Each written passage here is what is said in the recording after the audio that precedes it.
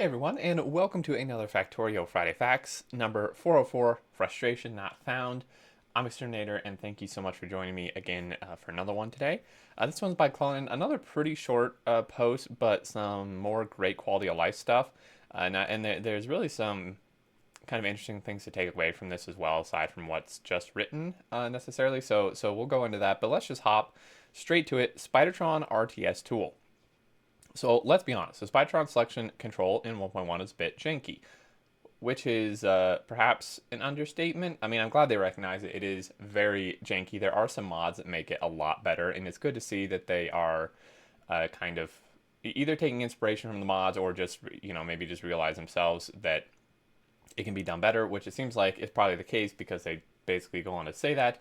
They know they can do better, and it's not like we're reinventing the wheel here. So we have rebranded the Spidertron remote as the new RTS tool, and the control should feel very intuitive. So we have some great options here. We have left click and drag to select Spidertrons. So you can select multiple Spidertrons here with this. Shift left click and drag to add selected Spidertrons. And then control left click and drag to remove from selected Spidertrons. And then right click to send and shift right click to queue move command. So these are all very, very nice features.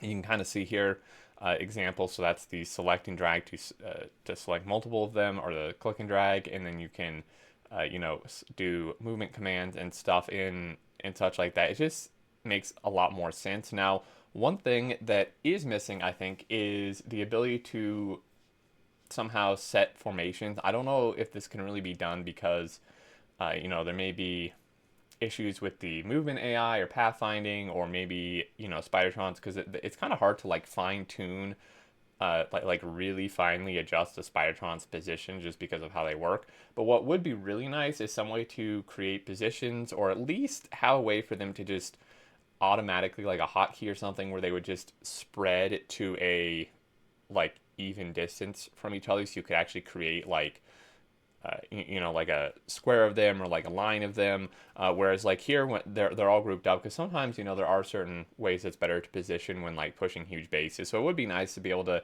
at least have them like evenly spaced and such, rather than just kind of like jankily trying to line them up. But anyway, that's not a takeaway from this stuff. This is fantastic. Now I can definitely see a lot of people. I've already seen quite a few people in the feedback commenting about the name of this, and I would have to agree. This is a very weird name, and if this is all it is, if it's just it does Spidertrons and it's called RTS tool, not really a fan. I don't think it fits. It honestly just feels really weird to be taking the name of a whole game genre and putting it as a tool name in the game. However, it is possible, and I don't think we should eliminate this. It is possible that it is renamed to this just from the Spidertron remote, because there will be things coming that are not Spidertrons that we can control, which is very exciting.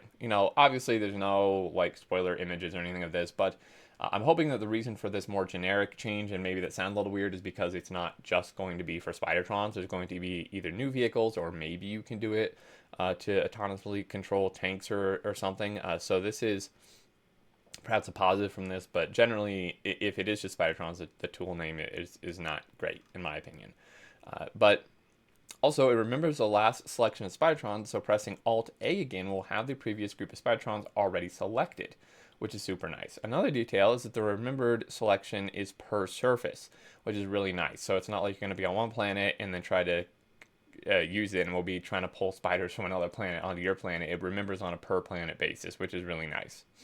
And you can also save selections on the quick bar, so you can control your favorite group of pals at a moment's notice, as you can see here. Now, I would like these to correspond to the color. We know it can be done because it already is done with the single remote we have now. So I think this would be great to be able to control or to correspond with the color of the group it's controlling. That's a small thing, but still. And then pipette all things. Maybe it seems stupid, but once you start getting used to pipetting belts and machines and stuff, you start trying to apply it everywhere. Of course, pipette only works for entities, but we made the mistake of trying to do it on recipe slots and tiles and things so many times that it starts to infect us with the notion, am I out of touch? No, it's the game that is wrong. And this is super, super great they're realizing this, because I have noticed this for a long time where I will try to use it over like a item in the crafting menu or over a logistics slot or in my inventory, and you can basically do all of that now. So recipe slots, logistics slots, inventory slots, all the slots. Placeable tiles like concrete landfill platform foundation, which is super awesome. Water, lava, oil, ocean to get offshore pump, which is also great. It seems like I was reading the feedback posted for this. It seems like a pretty consistent thing that people struggle to find the offshore pump in the menu. And I'm really glad it's not just me because I also struggle to find it after all of these years. Like, for some reason, my eyes just go over it. I have to look 2 or 3 times to find the dang thing. And this is, hold on. I'm just watching this for the first time on the computer. I watched the video on my phone, but it's kind of hard to see. So I was seeing if there was any teaser spoiler things in there we hadn't seen yet, but I don't think so. But yeah, so this is fantastic. There were some other ideas like using it within blueprints, which I think actually would be pretty cool. There were some things like using it over enemy bases to get turrets, although I think that could be kind of hard to maybe determine what you would get. But either way, this is fantastic. I really, really love this, especially the recipe logistic and inventory slots, because I try to do this all the time and it obviously doesn't work. So it'll be great to have this work.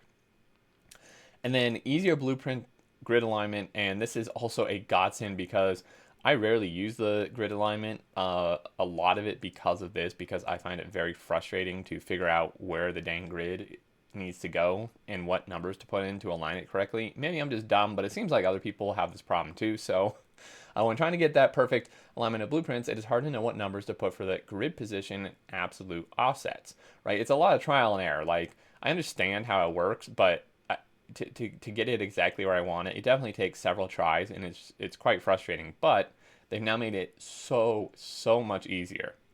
So basically, it just says trial and error. What we really need is a fast way to adjust these numbers while holding the blueprint, which we have added.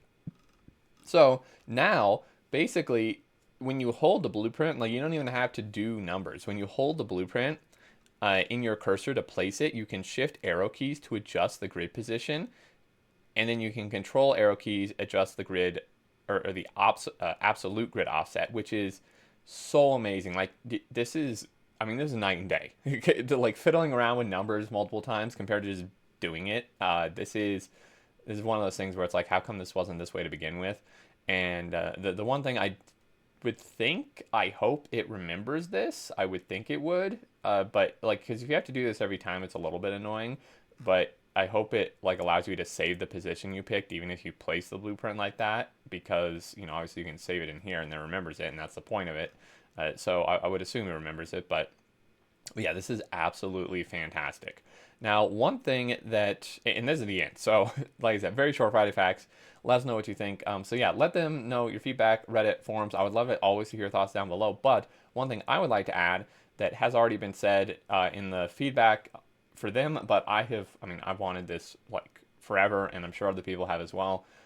I would really, if the devs, if any of you are watching this, please, I am pleading you, if it is possible, please let us zoom in the blueprint menu on blueprints. Like, it is when working with big blueprints and I'm in the blueprint menu, or even medium blueprints, I have to like literally lean and like put my nose up against the monitor to try to see stuff, and I still can't see some of it because you know, you can't zoom in the actual blueprint editing in this menu, right? I would absolutely love a way to just be able to zoom in within this so you could actually see stuff more specifically without having to like hold it and sometimes even place it and such like that. So that's really, I think, the biggest thing I'm still missing from being able to do with blueprints. Aside from editing them, I would really like more ability to edit them in here. Now, we did get some of that in a previous Friday Facts.